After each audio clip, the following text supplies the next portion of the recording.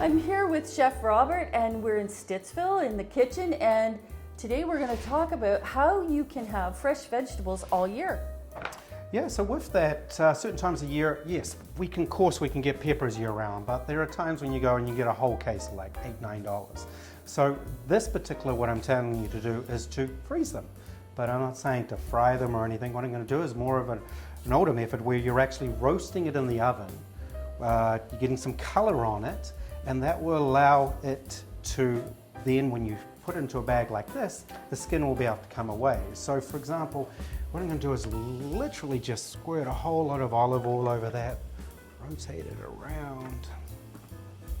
And then we're actually roasting these first, you're saying? Yeah, so I'm going to put them in the oven around about 350 degrees Celsius. And they will take about 40 minutes or so. But you're really looking for that good coloration all the way around. Oh, okay. And I'll put these in now. And this, I think, is what we end up with. Just so happen to have one sizzling here right now.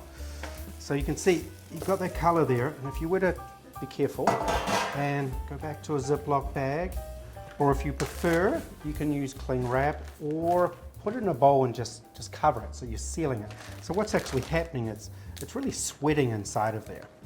So I'm going to put that one there. This is one I'd done earlier. I don't know if you want to try and peel some of that skin away. And oh, you just pull it off. Yes.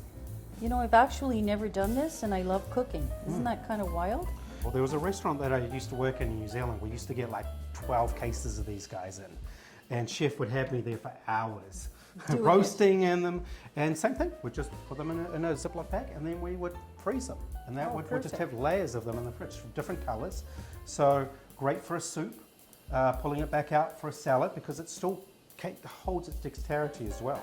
And how's the flavor after you freeze it and pull it out? And actually, that's a good question, because now going back, I would smash a clove of garlic in there as well, and then throw a little bit of a rosemary stick in there as well, and that would impart those flavors. A little bit of olive oil as they were sitting in the freezer.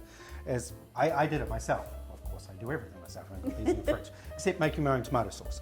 But then when we've talked before, we've also talked about vegetables. So you get a really good, same thing. You go to Costco, you get like the big huge bag of beans and you're never going to use them all up. So giving them a quick blanch, and I'll get you to snap that one. So we've still got a little bit of give to it. It's still got a bit of so please, when you're cooking them, bring them up to the boil. What I mean by bring them up to the boil, that's more of a chef's term. So you got the rolling boil going, and then you're adding the beans and you're pulling them out straight away. And then they go into an ice bath. So lots of ice. That kind of shocks them, and then you'll strain them and then freeze them down. So as here, I've got some beans, I've got some broccolini, and also some asparagus. And then and that's a great tip too, even for the green beans. If you're having people over for supper, you can blanch them quickly and give them an ice bath, and then heat them up, and they still are flavorful and not mushy. And so when I go to elevate a meal at home as well, I will also, this is a roasted acorn squash.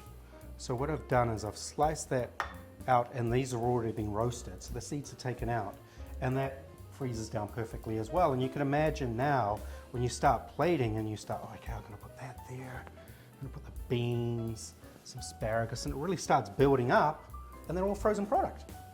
Yeah, so that's awesome. Definitely another great way of taking things, going back to the Ziploc bag. I actually pulled this from the freezer as I left home.